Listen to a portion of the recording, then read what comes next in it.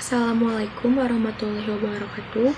Perkenalkan, nama saya Erlinda Fauzia Maharani dengan NIM 2500917.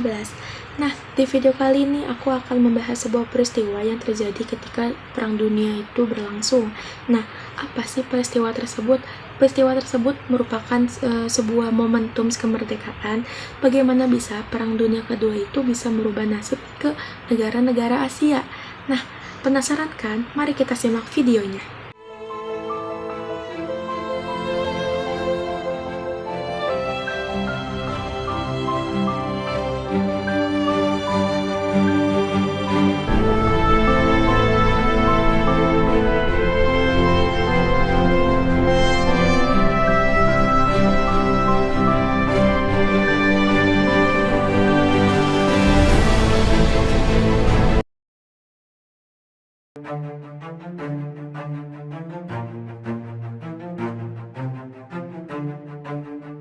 Peristiwa Perang Dunia Kedua menjadi salah satu momen paling krusial dalam sejarah dunia modern.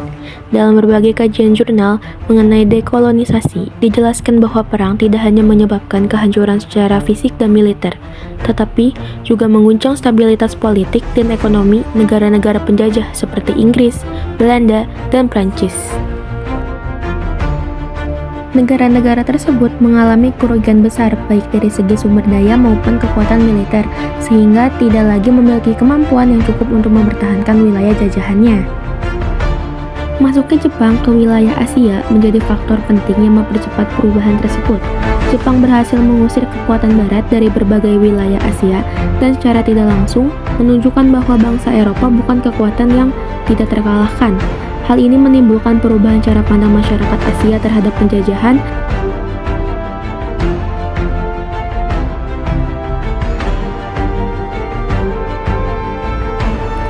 Kemerdekaan tidak dapat dilepaskan dari perubahan besar yang terjadi selama Perang Dunia Kedua. Sebelum tahun 1942, Indonesia berada di bawah kekuasaan Belanda dalam waktu yang sangat lama. Namun, ketika Jepang berhasil mengalahkan Belanda dan mengambil alih wilayah Indonesia, struktur kekuasaan kolonial mengalami kehancuran. Meskipun Jepang merupakan penjajah, mereka memberikan ruang bagi masyarakat Indonesia untuk terlibat dalam berbagai organisasi, baik yang bersifat politik maupun militer.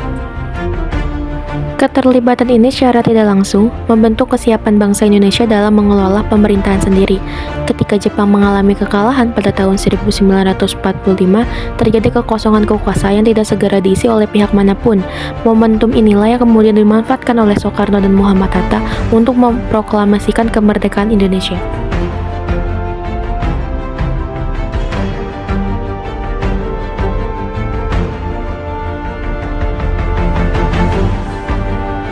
Berbeda dengan Indonesia, proses kemerdekaan Vietnam berlangsung melalui jalur revolusi yang lebih panjang dan penuh konflik. Vietnam sebelumnya itu berada di bawah kekuasaan Prancis, kemudian diduduki oleh Jepang selama Perang Dunia Kedua. Kondisi ini menimbulkan tekanan sosial dan ekonomi yang sangat berat bagi masyarakat, sehingga memicu lahirnya gerakan perlawanan yang lebih terorganisir.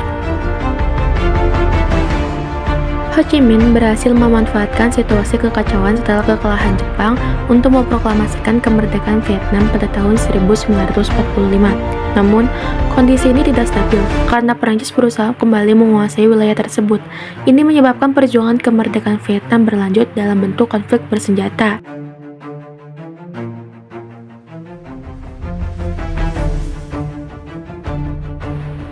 India menunjukkan pola yang berbeda dalam proses menuju kemerdekaan. Sebagai salah satu koloni terbesar Inggris, India memiliki peran penting dalam mendukung kebutuhan perang Inggris selama Perang Dunia Kedua. Namun, keterlibatan ini justru berdampak negatif terhadap kondisi internal Inggris, yang setelah perang berakhir mengalami krisis ekonomi yang sangat serius. Di sisi lain, gerakan nasionalisme di India semakin menguat di bawah kepemimpinan Mahatma Gandhi dan Jawaharlal Nehru. Tekanan politik yang besar dari dalam negeri ditambah dengan kondisi Inggris yang melemah, akhirnya mendorong lahirnya kemerdekaan India pada tahun 1947.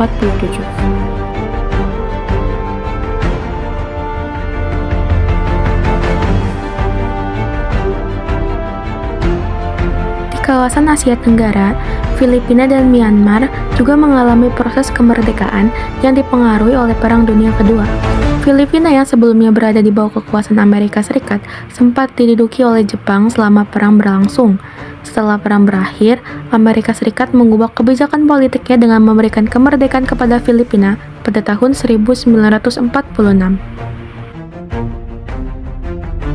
Sedangkan itu, Myanmar mengalami proses yang lebih kompleks. Sebelumnya, dijajah oleh Inggris. Myanmar kemudian diduduki oleh Jepang yang memberikan kesempatan bagi tokoh nasional seperti Aung San untuk membangun kekuatan nasional. Setelah perang berakhir dan Inggris kembali berkuasa, tekanan dari gerakan nasionalis yang semakin kuat akhirnya memaksa Inggris untuk memberikan kemerdekaan pada tahun 1948.